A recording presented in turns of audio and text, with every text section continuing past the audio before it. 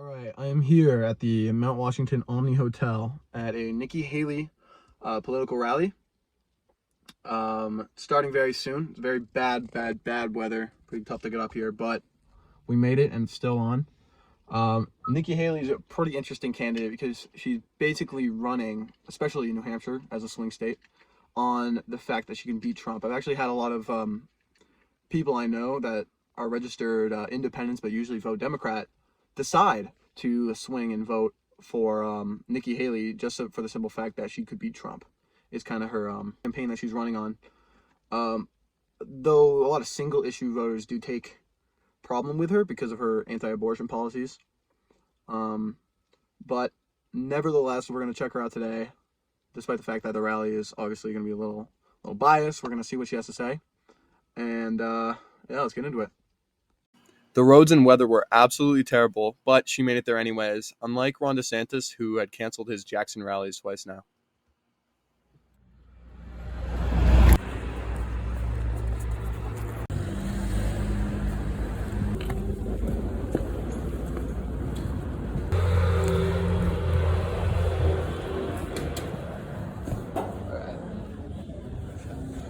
I believe the rally is that way.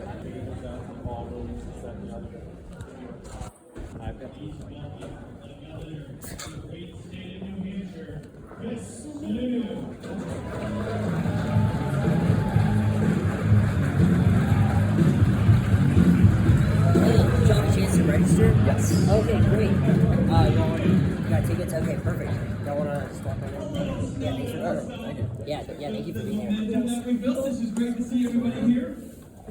Nikki said to me a couple weeks ago, she said, look, when I come back out to Iowa, she said, I want to go north. She said, I want to cover this whole state, help me cover the whole state. I said, okay, we're going to Littleton first. And she said, it will be snowing. I said, oh, it'll be fun. I didn't think it was going to be snowing this much, but it's great. I said, we're going to come over to Mount Washington, we're going to make an impact, we're going to go to the North Country. I said, the most important thing, and she gets it more than anybody, is that we do the retail politics, person to person. Let everyone ask you a question. Have those real interactions, and not just about doing the big town halls like the other guy does, doesn't answer any questions, gets in his little fancy plane and flies back to Florida. At the end of the day, this is one on the ground here in New Hampshire. Now, we have this amazing opportunity, right? We've seen it before. Right? Forget what, I mean, Iowa I think was great, right? There were no expectations really set there. I think it was at what, 2%? Surged to 20%, challenged DeSantis for second. I thought was amazing. Amazing. A couple months ago, she was back in single digits here. She surged to 10, 20, 30. Some polls have her in the upper 30s, low 40% right now. This is a one-on-one race. This is exactly what we envisioned and dreamed about back in August, right? Giving America a choice. What is the choice? It's not just a fait accompli for Trump. It's a real choice to say, here's A, here's B. Here's yesterday's news, here's the future. Not just the future of the Republican Party, the future of America. That is what America is praying that we get here. And we've always done it well, but you got to earn it. You earn it with a good candidate. You earn it with a lot of momentum, kind of a movement, right? You can feel this energy, which is really awesome. And we got to get out and vote. Right? I have a lot of people that say, boy, I hope she wins. Are you going to vote? Yeah, I might. No, whoa. No. This is not a time to sit home and watch the show, everybody. You want democracy? You want this whole process to change because we participate in the democratic process? Get out and vote. Right? The undeclared, the Republicans, making sure that we have this high voter turnout. Iowa didn't do a very good job of that. Voter turnout was very, very low in Iowa. But here in New Hampshire, we understand what this is all about. We understand the rest of the country is watching and praying that we get this one right. And from here, where are we going? We're going to South Carolina. It's going to be awesome. So having that head of steam, all of that momentum back into her home state without about a month to campaign before the Republican primary there, she knows how to do it. She knows how to win. And she's kind of taken, again, what she's done here for the past few months that have sent her numbers through the roof, taking that down to South Carolina, again, giving a shot there. And America says, okay, now we got a binary choice. And with that one-on-one race going into Super Tuesday, anything is possible. And all the media, all our friends in the media have joined us here. You were all wrong. They said it couldn't be done. They said it wasn't going to be a one-on-one race. They said that we weren't going to winnow the field down. But we have. We've done it. And now we've not only done that, but we've given ourselves a shot to actually defeat Donald Trump in the Republican primary. It's all about moving forward. That's what we're going to say. So, whether it is you, or your coworkers, or your friends, your family, your weird we got to get everybody out to vote. The higher voter turnout we have, the better shot we can do this. Now, why are we doing it? Why are we doing it? Why does this matter? Right? Well, it's the president, it matters, but let's get to the heart of it. We need somebody that gets stuff done, right? Inflation doesn't fix itself. It gets worse when you borrow money, when you build on the debt, when Washington prints money. That's what drives inflation. Trump started it, Biden made it 10 times worse. There's no question about that. But when you borrow $7 trillion with former President Trump, this is exactly what you get. It's terrible and it's crushing us. I wanted that border secured. I wanted the border secured because fentanyl is coming into this country. Human trafficking is an absolute travesty. He didn't build the wall like he promised us. I wanted fiscal responsibility. We're pretty keen on that here in New Hampshire. We don't like taxes. And the fee that we pay, we want to know somebody is treating our hard work, the time we spend away from our families, from our friends, the time we're putting in at work to earn those dollars, and then we hand it over to the government and we pray that they're going to treat it with some respect and responsibility. Hasn't happened in years down in Washington, D.C. Let's elect an accountant.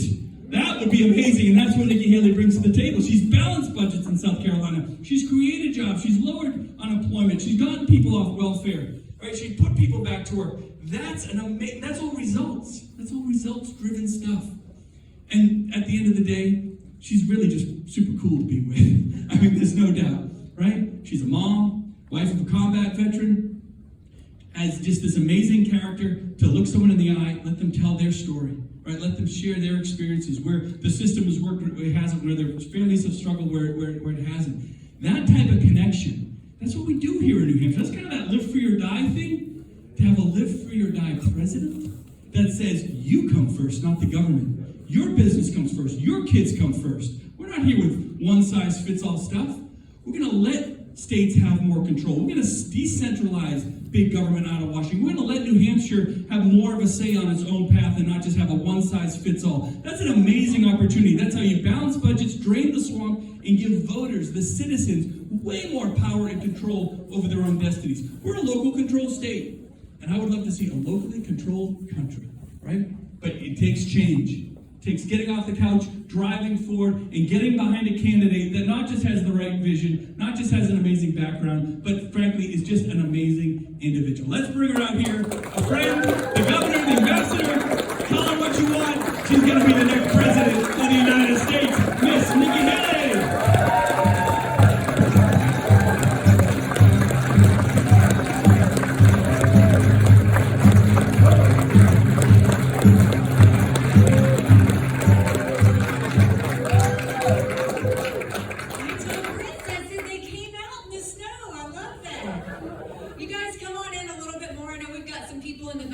Love each other and scoot on in. There's room coming in here just so that you can. And I've forgotten how many town halls we've done, answering every question, shaking every hand, making sure that we were the last one to leave. And Chris would always laugh because I would be like, it is so cold here.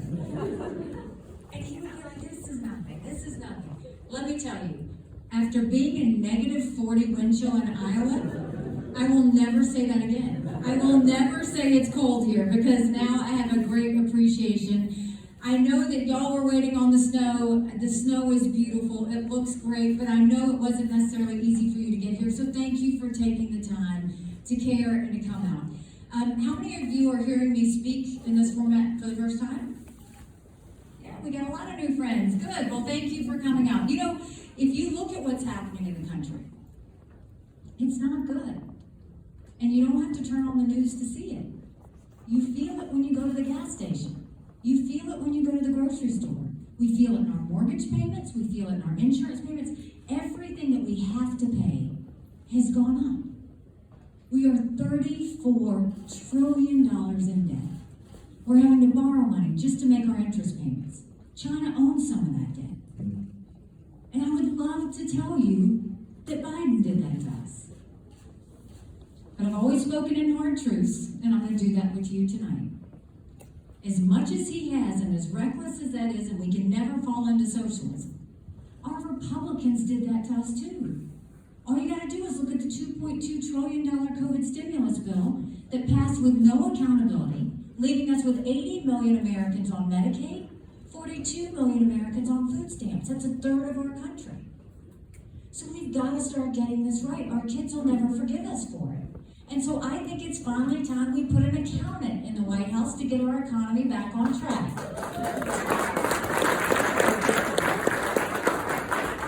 Like, how do we do it? The first thing we should do is we should claw back the $100 billion of unspent COVID dollars that are out there. Instead of 87,000 IRS agents going after middle America, let's go after the hundreds of billions of dollars of COVID fraud. 1 out of every $7 was spent fraudulently.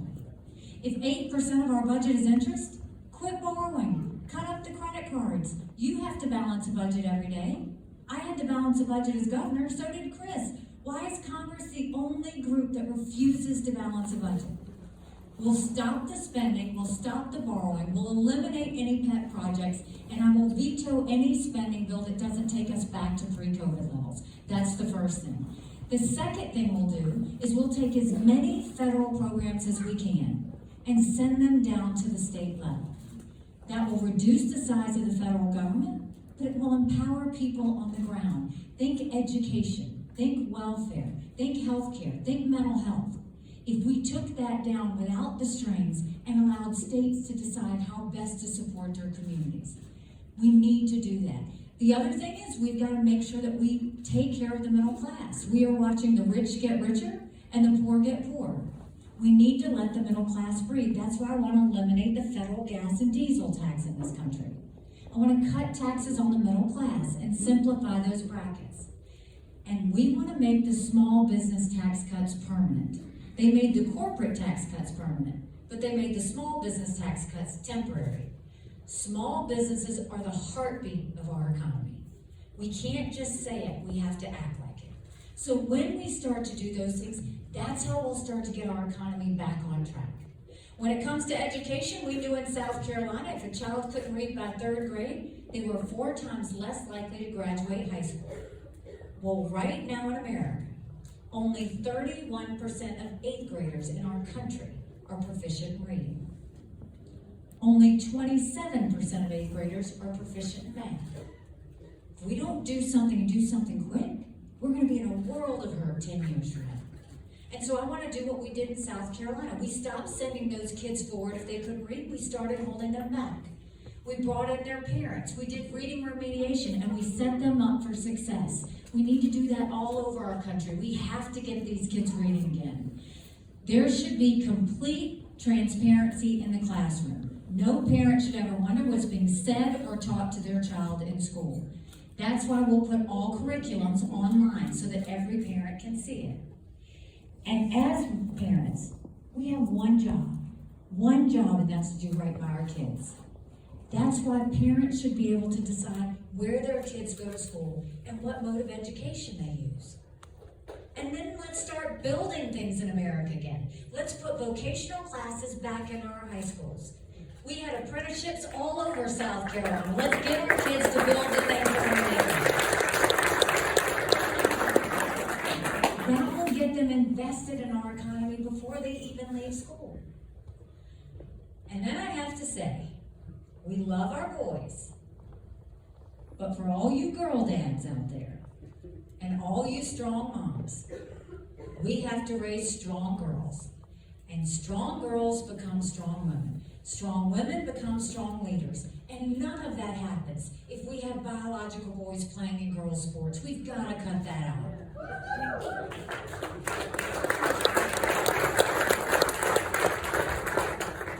And then when you look at our border, it doesn't even look like the United States of America anymore. It's a complete dereliction of duty.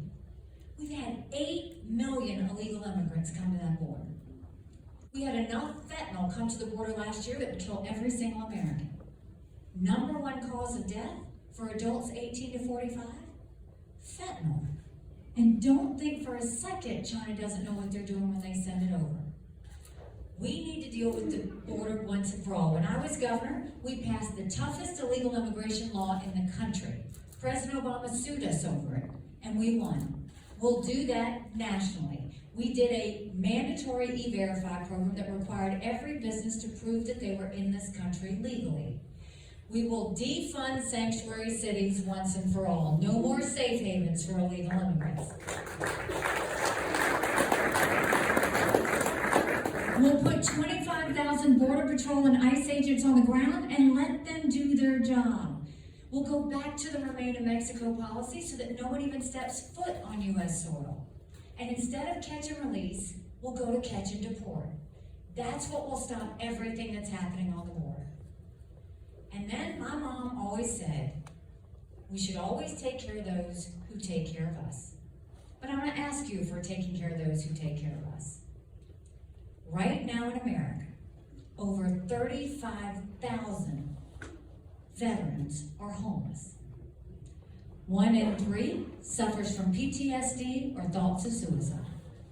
We lose 22 heroes a day to suicide. If a veteran needs a doctor's appointment, on average, it takes 29 days to get one at the VA. Why 29 days? Because on the 30th day, they can go to the doctor or hospital of their choice. So midway through the 29 days, they get a call to reschedule, and the clock starts all over again. It's shameful how we treat our veterans. I'm the wife of a combat veteran. My husband served in Afghanistan, and the day he came home to us, that was prayers answered. But when we got home, life got hard. Michael couldn't hear loud noises. He couldn't be in crowds. Life had passed him by for the year that he was gone, and the transition was tough. We can't just love our men and women when they're gone. We gotta love them when they come back home, too.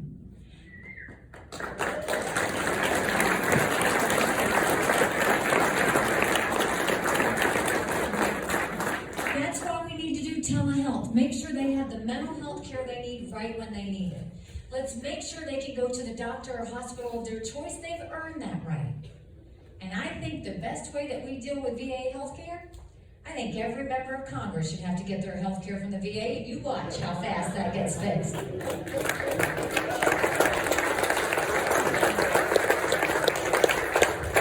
be the best health care you've ever seen, guaranteed.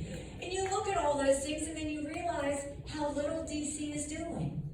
Don't you think it's finally time we had term limits in Washington, D.C.?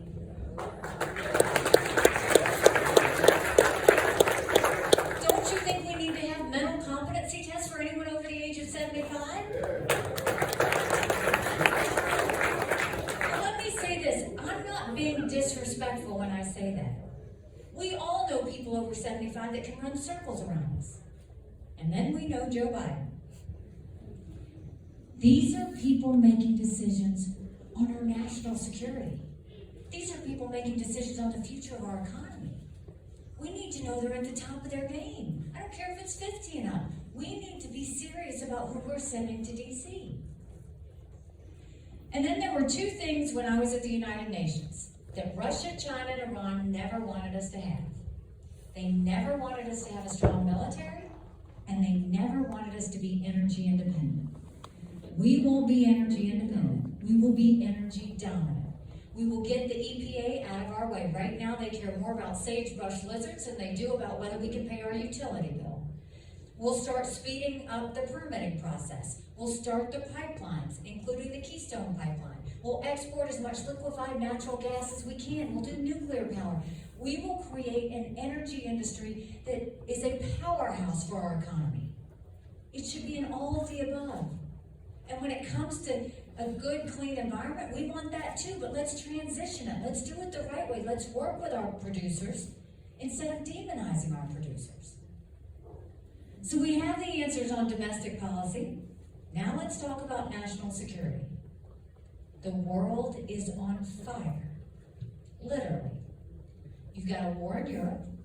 You've got a war in the Middle East. You've got North Korea testing intercontinental ballistic missiles capable of hitting the U.S. You've got China on the march. But make no mistake, none of that would have happened had we not had that debacle in Afghanistan. The idea that my husband and his military brothers and sisters had to watch us leave Bagram Air Force Base in the middle of the night without telling our allies who stood shoulder to shoulder with us for decades because we asked them to be there. Think about what that told our friends. More importantly, think about what that said to our enemies. And now you have Congress saying, Do we support Ukraine or do we support Israel?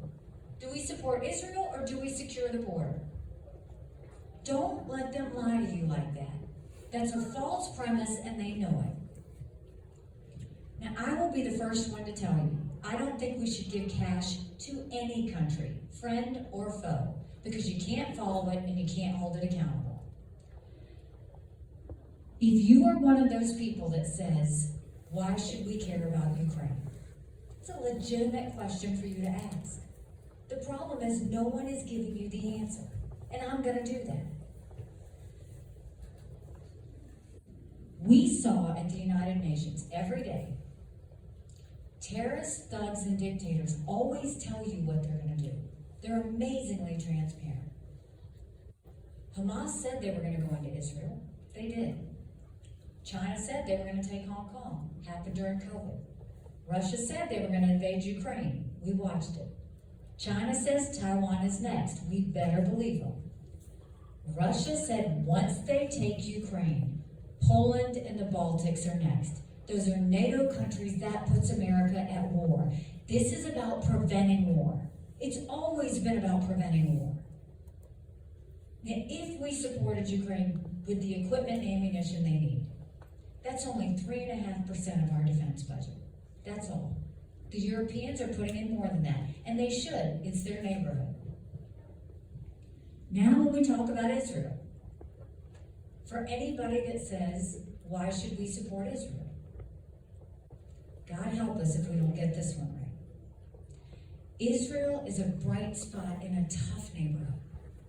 They are the tip of the spear when it comes to defeating terrorism. It has never been that Israel needs America. It has always been that America needs Israel. And on that horrific day of October 7th, when Hamas came in and beheaded those people and burned those babies alive and took those girls from that concert and raped them and dragged their naked bodies through the streets of Gaza, what did they say? Death to Israel, death to America. That's why we have to care. Now, if we support Ukraine and we support Israel, that's only 5% of our defense budget. Now, securing the border, priority number one. America's acting like it's September 10th, and we better remember what September 12th felt like, because it only takes one. So if we support Ukraine, and we support Israel, and we secure our borders, that's less than 20% of Biden's green subsidies. So don't let them tell you that you have to choose. A president in Congress needs to choose national security. A president in Congress needs to prevent war. A president in Congress needs to protect Americans. That's their job.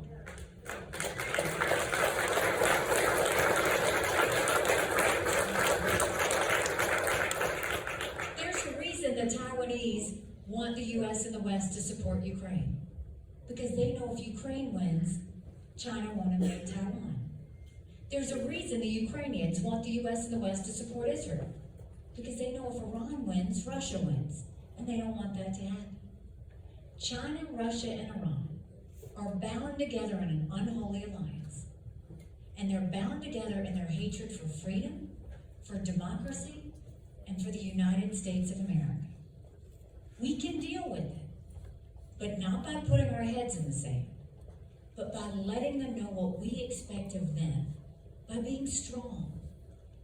So we have the answers on what we need to do to get our country back on track. But we also need to acknowledge some hard truths. Republicans have lost the last 7 out of 8 popular votes for president. That's nothing to be proud of. We should want to win the majority of Americans. But the only way we're going to win the majority of Americans is if we have a new generational leader. We have to leave the negativity and the baggage behind and go forward with new solutions for the future. Another hard truth. I voted for President Trump twice. I was honored to serve America in his administration. But rightly or wrongly, chaos follows him. You know I'm right. Chaos follows him. And we can't have...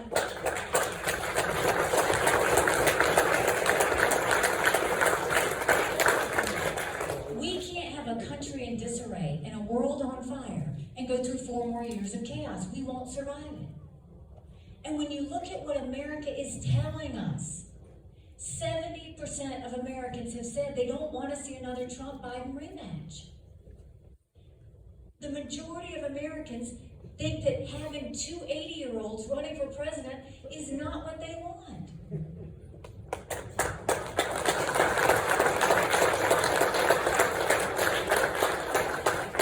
You've got two people who spent trillions of dollars putting us in debt that our kids are never going to forgive us for. Biden and Trump both did that. Then you go and you look at the fact we've got all of these issues around the country and around the world. And what are Biden and Trump both focused on? Investigations, past issues, things that aren't taking us forward. We can either have more of the same, or we can say it's time to change and move forward. I think our kids want that. I don't want my kids to grow up like this.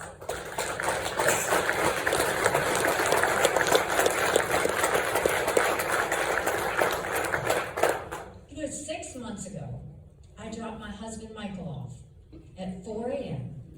for another year-long deployment. And I watched him and 230 soldiers pick up their 2 duffel bags of belongings to go to a country they've never been, all in the name of protecting America.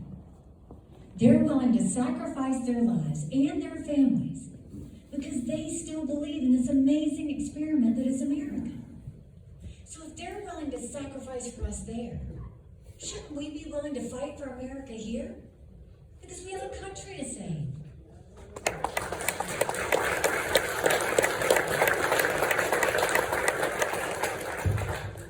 But in order to do that, it's going to take a lot of courage. Courage from everyone in this room. Courage for me to run. And courage for every one of you to know. Don't complain about what happens in a general election if you don't play in this primary. You can look at any of the head-to-head polls, any of them. Trump and Biden are pretty much even. On a good day, Trump will be up by 2 points. I am in every one of those same polls. And I defeat Biden by 17 points. Double digits in these polls. That's bigger than the presidency. That's House, that's Senate, that's governorships, that's school board. That's getting our country back on track.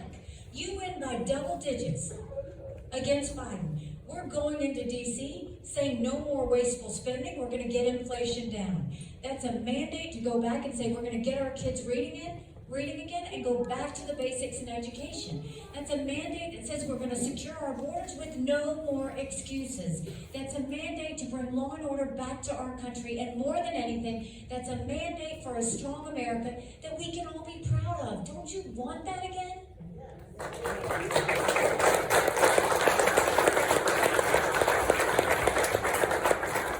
we could have that again. And your time is Tuesday. We finished Iowa. They were good to us. We came out strong. Now we want to finish New Hampshire and come out even stronger. The weather's going to be nice on Tuesday. Chris already checked. So we need you to not just get out. We need you to get your family out. We need you to get your friends out. Because we could do this. Bless you. You know, someone asked me when I announced why I was running. And I said, my parents came here 50 years ago to an America that was strong and proud and full of opportunities. I want them to know that country again. I'm doing this for my husband, Michael, and his military brothers and sisters. I want them to know that their sacrifice matters. I want them to know that we love our country. I'm doing this for my daughter who just got married, and I saw how hard it was for her and her husband to buy a home. The average home buyer in America now is 49 years old. That American dream is getting further and further away. I'm doing this for my son who's a senior in college, and I'm tired of watching him write papers of things he doesn't believe in just to get an A. That's not us. That's not America. And for the first time, 81% of Americans don't think their kids are going to live as good of a life as we did. We can't be okay with that. I'm not okay with that. We do have a country to save. But I'll promise you this. If you join with us in this movement, if you join with us on Tuesday, I promise you that our best days are yet to come. Thank you very much. God bless you. Thank you. This was a pretty tame rally, all things considered. She covered some of the typical conservative talking points just to, like, go over them. But really her audience isn't in the intensely conservative audience who, like, finds that entirely important. It's with the awkwardly placed establishment conservative who really isn't, like, radical enough for Trump, but they're still distasteful towards Biden and his policies. I think her reaffirmment of, like, the no men in women's sports argument points to that and supports it due to how worn out that argument really gets. I think only 32 transgender athletes actively participate in collegiate sports, and it basically makes it a non-issue. And I think it's only brought up at these political rallies as like a really super duper easy argument to get people behind the candidate. But aside from that, her plan to beat Trump in this primary seems to be doing pretty well. So I guess we'll see how everything shakes out. Now, I'm only 17, so I can't vote in the election because you need to be 18 to participate. You also need to be a citizen and have proof of domicile, basically housing, to vote, which can be proven through typical documents that are applicable to that, or an affidavit, which is like an oath that you can do in front of an election official. Voting doesn't just end with the primary, though. It's important at the state level, including the Governor Chris Sununu, the General Court Senator Jeb Bradley in my district, and the General Court Representatives Thomas L. Bucco, Stephen L. Woodcock, and David Page, which is also for my district, which is District 3. It's Conway.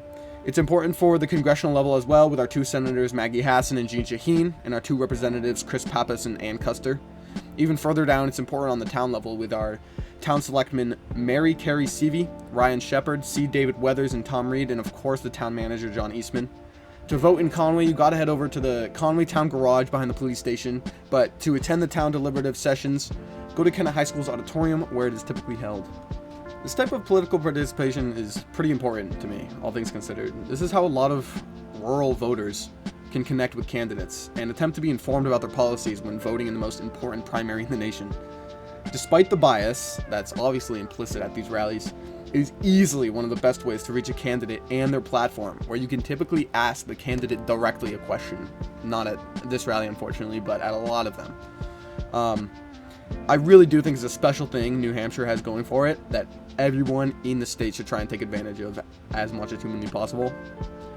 Anyways, I got interviewed by the press, so here's a video of that. First question is the easiest question. Tell me your first and last name, both of you. I'm Sebastian Roshi.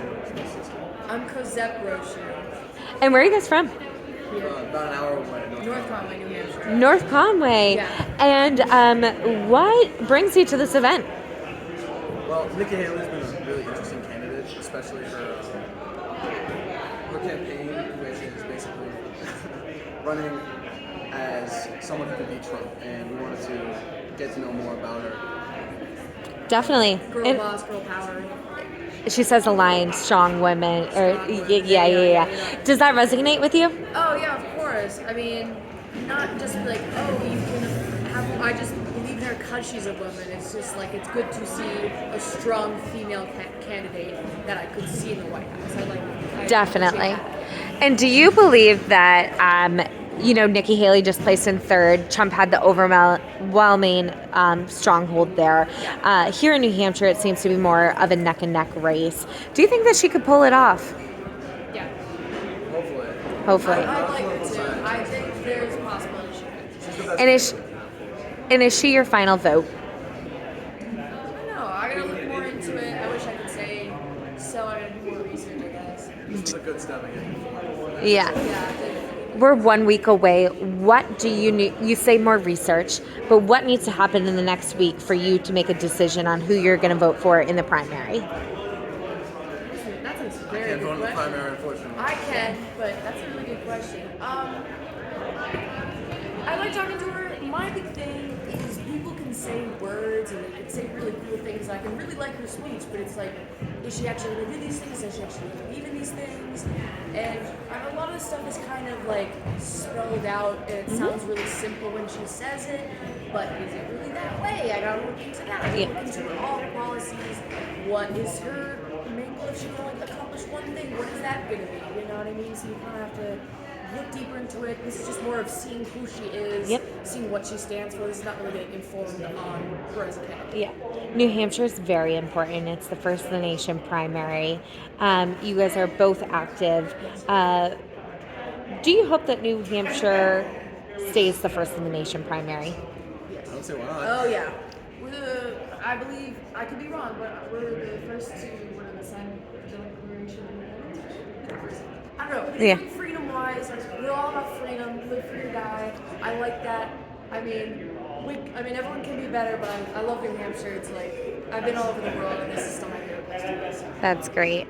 Thanks, guys. And that's everything.